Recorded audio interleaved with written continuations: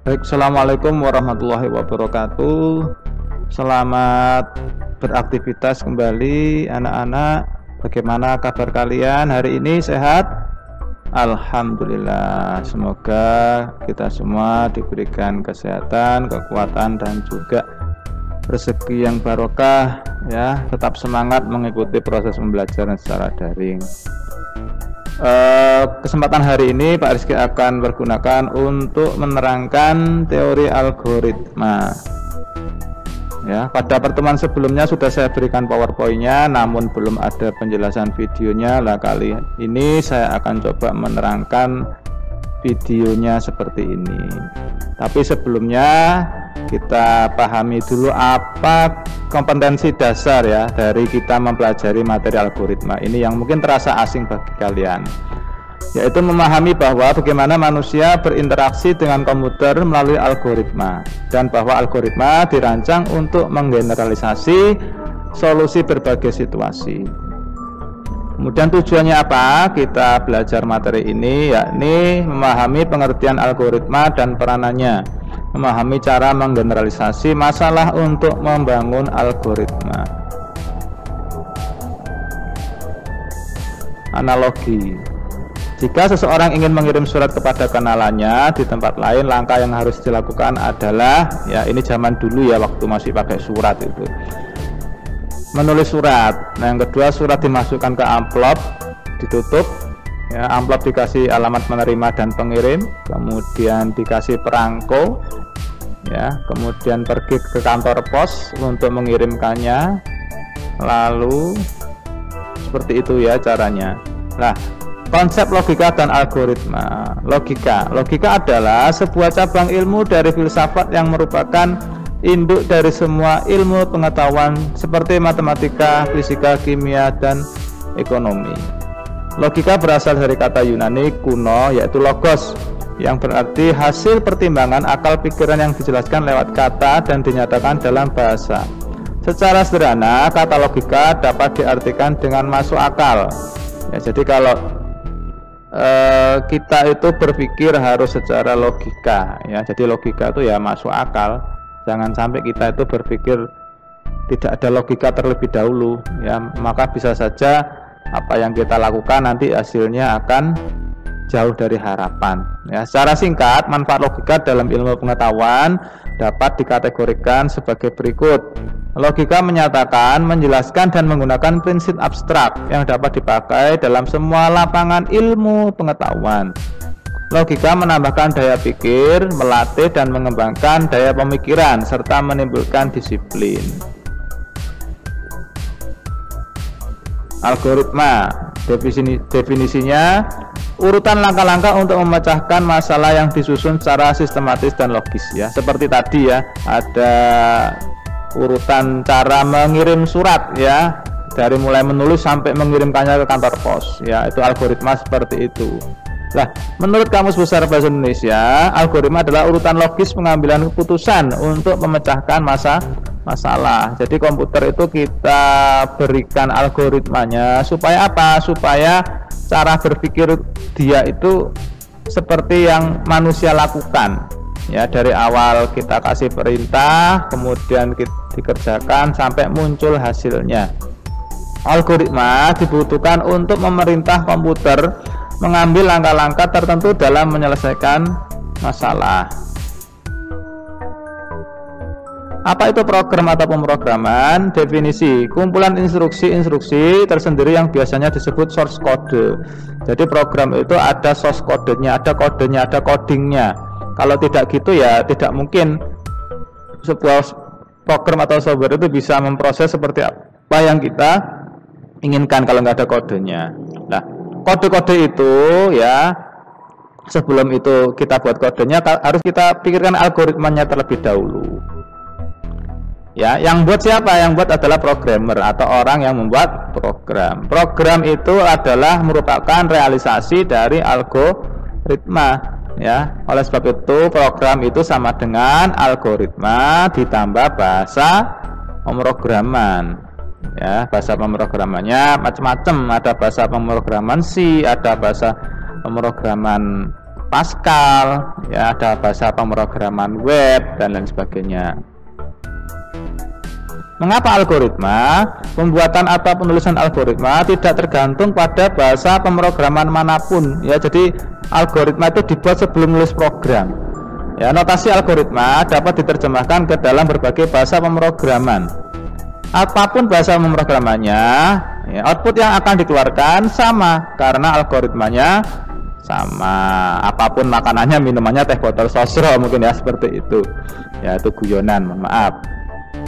Syarat algoritma baik, tingkat kepercayaannya tinggi atau dalam bahasa Inggris reliability, ya reliable, bisa diandalkan, bisa dipercaya. Hasil yang diperoleh dari proses harus berakurasi tinggi dan benar. 2. Pemrosesan harus efisien, ya yang efisien, cost rendah atau biayanya rendah. Proses harus diselesaikan secepat mungkin dan frekuensi kalkulasi yang sependek mungkin. Ya, jadi harus cepat. Selain harus cepat, itu juga waktunya yang nggak lama, ya cepat dan nggak lama, ya hampir sama, ya sehingga apa, bisa menekan produksi atau biaya. Sifatnya general atau umum, bukan sesuatu yang hanya untuk menyelesaikan satu kasus saja, tapi juga untuk kasus yang lain, ya yang lebih general atau umum. Ya. Kemudian bisa dikembangkan atau expandable, ya haruslah sesuatu yang dapat kita kembangkan lebih jauh berdasarkan perubahan requirement yang ada. Ya, makanya kalau kita lihat aplikasi Android itu ya seringkali ada update aplikasi, update program, update software. Ya karena apa? Karena itu software itu bisa dikembangkan terus-menerus sesuai kebutuhan, sesuai mungkin kecanggihannya, ya kemudian biar programnya itu mampu mengatasi banyak hal, ya atau mungkin lebih komplit lagi fasilitasnya, seperti itu, ya. Kemudian apa? Mudah dimengerti, siapapun yang melihat dia akan bisa memahami algoritma Anda. Susah dimengerti suatu program akan membuat susah di maintenance atau dikelola atau dirawat, ya. Portabilitas yang tinggi atau portability bisa dengan mudah diimplementasikan di berbagai platform jenis komputer, ya. Precise, ya precise itu artinya tepat, ya tepat, betul dan teliti. Efektif, ya tidak boleh ada instruksi yang tidak mungkin dikerjakan oleh pemroses yang akan menjalankannya. Terus harus terminate jalannya algoritma, harus ada kriteria berhenti. Output yang dihasilkan tepat. Ya. Sekarang bagaimana langkah membuat program? Yang pertama adalah didefinisikan masalah, ya kondisi awal yaitu input yang tersedia, kondisi akhir ya output yang diinginkan, ya kondisi awalnya misalkan nanti ada syarat-syarat programnya, harus tipe datanya seperti apa, ya kemudian perintahnya apa, misalkan seperti itu. Kondisi akhirnya adalah hasil akhir yang diinginkan, ya outputnya, data lain yang tersedia, operator yang tersedia, syarat atau kendala yang harus dipenuhi. Langkah pembuatan program, buat algoritma dan struktur cara penyelesaian. Jika masalahnya kompleks, maka dibagi ke dalam modul-modul.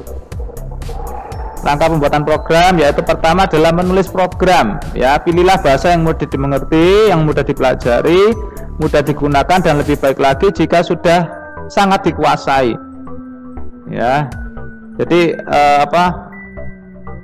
seseorang atau programmer itu yang baik sih ya menguasai semua bahasa pemrograman. Tapi bila kita hanya spesialis di hal bahasa pemrograman satu, ya misalkan Pak Rizky senangnya web, ya berarti saya paling menguasai bahasa pemrograman web, seperti itu, ya memiliki tingkat kompatibilitas tinggi dengan perangkat keras dan platform lainnya. Langkah pembuatan program lagi, mencari kesalahan, ya kesalahan sintaks. Ya, jadi kalau kita jalankan itu programnya error atau tidak, ya biasanya ada debugnya atau debugnya. Lah berarti kita cari kesalahan sintaks atau source code-nya. Ada yang salah di bagian baris mananya, ya bagian mananya. Kesalahan pelaksanaan, semantik, logika, dan ketelitian. Ya. Setelah itu kita uji dan verifikasi programnya, ya. Kemudian kita dokumentasikan, ya Nah, selanjutnya adalah kita pelihara atau maintenance tadi. Struktur penulisan algoritma ya. Setiap algoritma akan selalu terdiri dari 3 bagian, yaitu judul atau header ya, atasnya itu kopnya itu misalkan, terus ada kamus ya, ada algoritma. Header atau judul ya, judul adalah bagian teks algoritma yang digunakan sebagai tempat mendefinisikan nama dengan menentukan apakah teks tersebut adalah program, prosedur, fungsi ya, misalkan seperti itu. Judulnya adalah program luas kubus ya. Nah, menghitung luas kubus ya. Jadi fungsinya apa program luas kubus itu? Yaitu untuk menghitung luas kubus untuk ukuran sisi yang dibaca dari piranti ya. Piranti itu adalah alat masukan ya. Piranti masukan itu input, alat input ya, bisa keyboard, bisa mouse dan teman-temannya. Lalu mencetak hasilnya ke piranti keluaran, output ya, atau printer ya. Nah, itu spesifikasi algoritma. Kamus deklarasi. Kamus adalah bagian teks algoritma sebagai tempat untuk mendefinisikan nama, tipe, konstanta, variabel, fungsi, prosedur ya. Itu kamusnya. Jadi setelah judul tadi langsung dikasih kamusnya.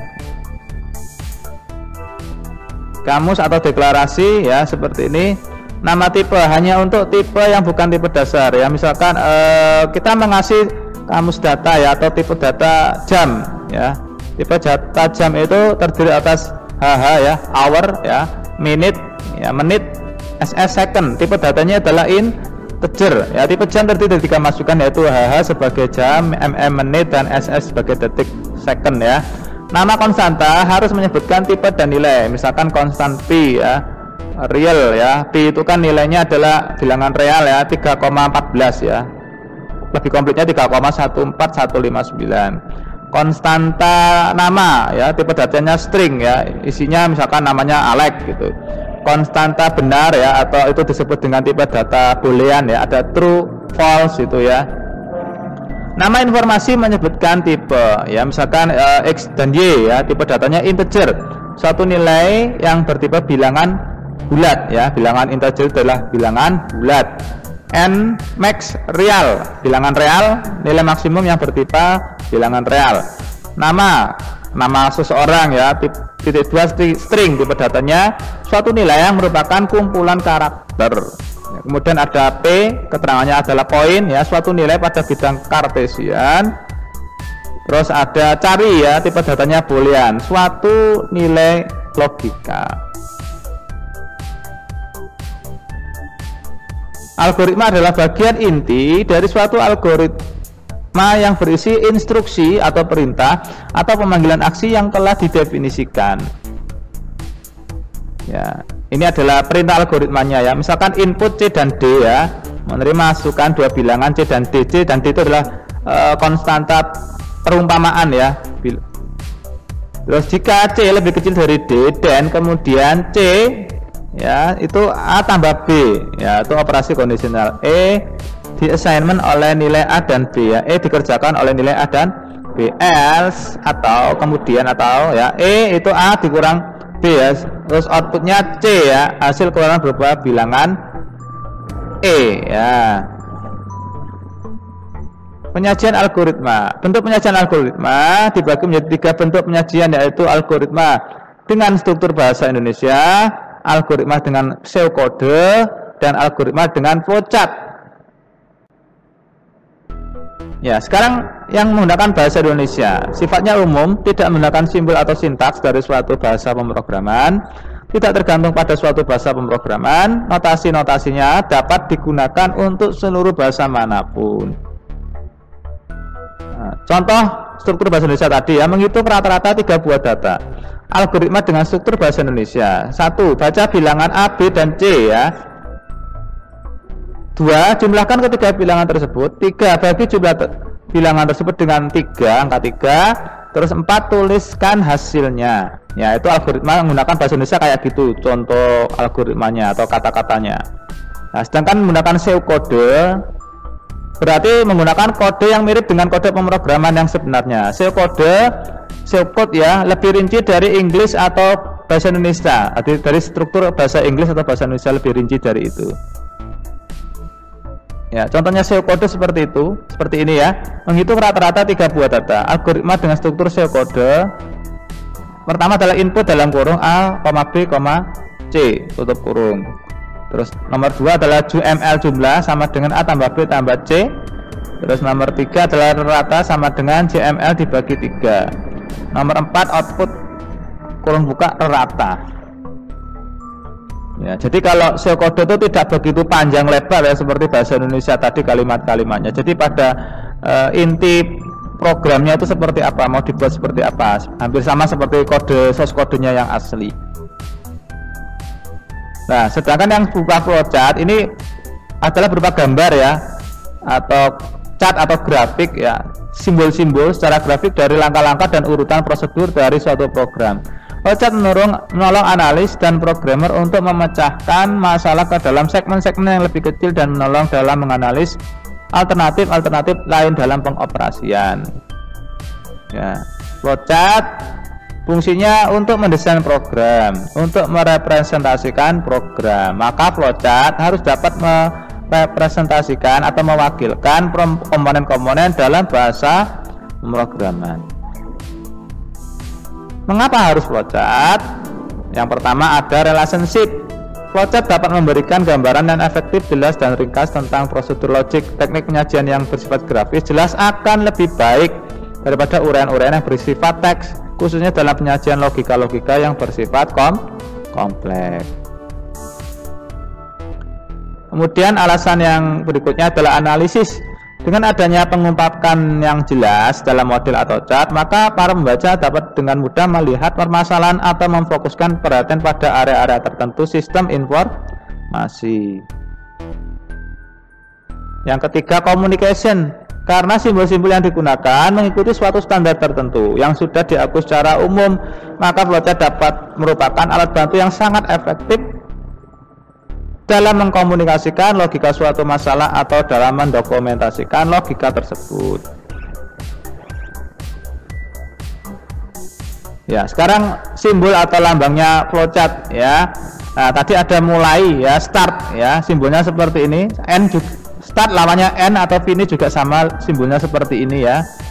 Elips tapi agak gepeng seperti ini ya. Mulai atau selesai terminator. Terus aliran data panah ya. Input output ya, simbolnya berupa jajaran genjang. Terus proses ya, berupa persegi panjang seperti ini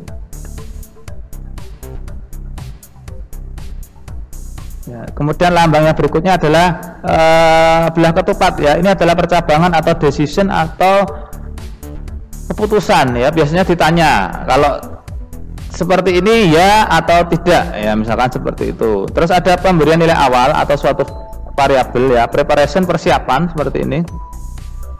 Terus ada simbol memanggil atau call, memanggil apa, prosedur atau fungsi. Simbolnya persegi panjang tapi ada garis lurusnya ya, di depan sama di belakang, kanan kirinya.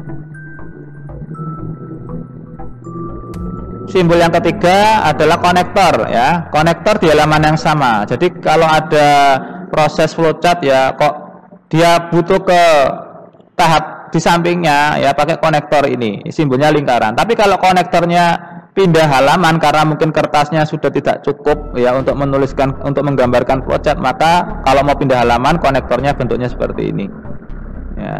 Kemudian ada penyimpanan dan dokumen ya, dokumen atau berkas atau kertas yang digunakan ya, dokumen atau multi dokumen. Kalau satu seperti ini, satu dokumen. Kalau banyak dokumen atau multi, ada double atau rangkapnya, rangkap 2, rangkap 3 gitu ya. Biasanya kalau nota itu ya, nota itu kan ada nota yang warna putih, warna merah, warna pink, warna kuning lah, itu berarti dokumen yang multi dokumen. Nah, sedangkan untuk penyimpanan atau hard disk ya, simbolnya adalah drum ya, atau tabung ini ya. Ini kita simbolkan data itu disimpan di hard disk ya, atau di penyimpanan komputer. Nah, simbol yang keempat ya, ada sequence proses ya, proses yang nyambung gitu ya, P1 P2 nyambung seperti ini. simbol yang kelima ya perulangan ya atau repeat gitu ya. Nah, di sini ada syaratnya ya, terus diulang ya, pencacah. Bagian yang diulang di tengah-tengah ini terus pencacah ya. Ini ada semacam panah ya, berpotong-potong ini.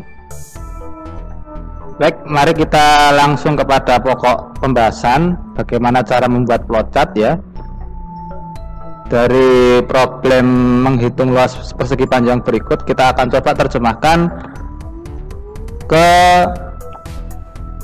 program logaritma berikut ya. Di sini ada utama, ada akhir, ada start, ada end gitu ya.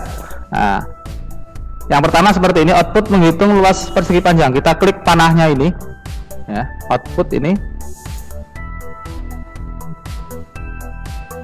kita tuliskan menghitung ya luas persegi panjang. Nah, kita oke.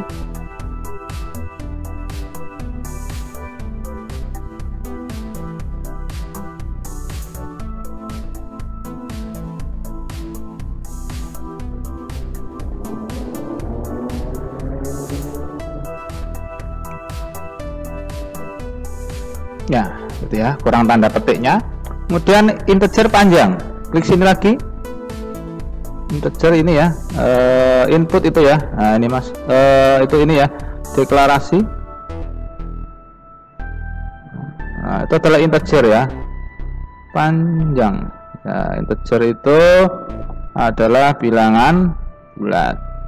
Nah, lagi masukkan deklarasi lebar ya. Nah, ini kan kamus tadi ya. Nah, ini kita hitung lebar juga sama, bilangan integer.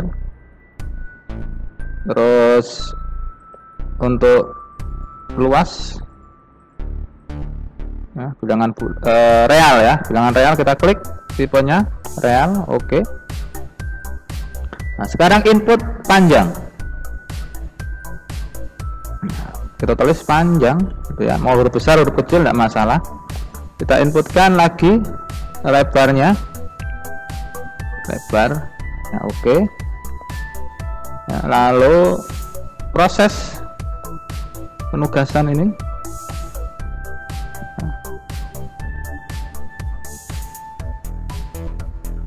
luas ya, panjang kali lebar.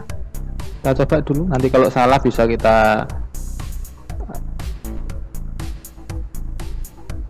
ya, betul. Nah, kemudian adalah output lagi.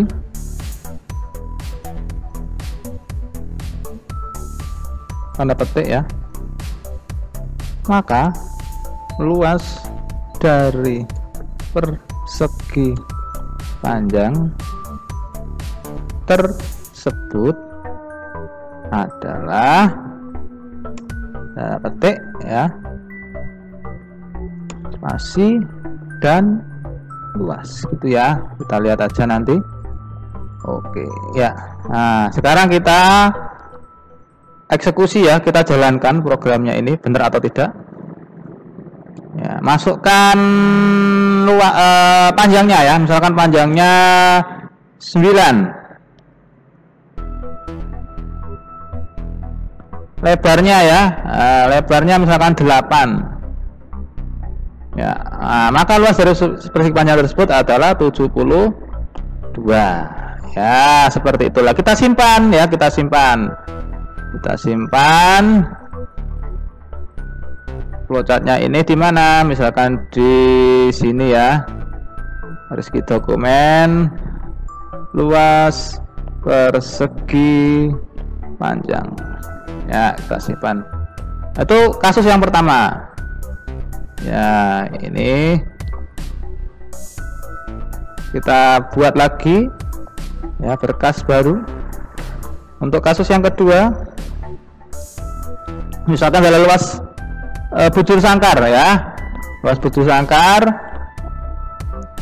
maka yang dibutuhkan hanyalah 2 buah integer dan 1 input. Deklarasi dari integer pertama adalah menyatakan ya sisi bujur sangkar. Deklarasi dari integer kedua adalah luas, karena luas bujur sangkar adalah sisi kali sisi ya. Seperti ini ya gambar flowchartnya. Mari kita terjemahkan di sini.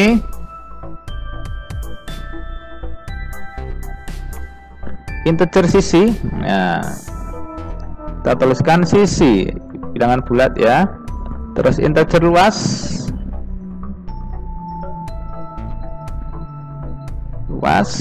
ya. Kita inputkan apa? Inputnya hanya satu, yaitu sisi ya, sisi balik sisi ya. Oke. Kemudian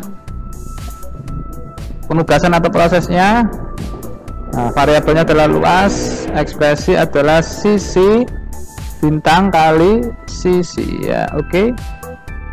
Outputnya tanda petik, maka luas segitiga tersebut adalah tanda petik dan luas gini ya. Oke. Nah, kita eksekusi. Masukkan sisinya ya, nilai tipe bertipe bilangan bulat untuk sisi. Misalkan sisinya adalah 12 ya, maka luasnya adalah 144 ya. Jadi begitu kiranya kalau ada bantuan software Flowgorithm ini, kita bisa dengan mudah membuat flowchartnya ya. Kalau kita kaitkan dengan contoh kasusnya, misalkan luas persegi panjang, luas segitiga ya, luas bujur sangkar dan luas bangun-bangunannya, misalkan contohnya begitulah, itu lebih mudah kita menggambarkan flowchart, sama kita bisa mengetahui hasilnya dengan cara mengklik panah kanan seperti ini, atau eksekusi atau running seperti itu ya. Jadi cukup sekian yang bisa Pak Rizky terangkan dari penerangan algoritma sampai kepada materi flowchart ini. Kurang dan lebihnya mohon maaf. Mungkin di pertemuan selanjutnya akan saya kasih contoh membuat flowchart yang lainnya. Selamat berjumpa lagi. Terima kasih atas perhatiannya. Assalamualaikum warahmatullahi wabarakatuh.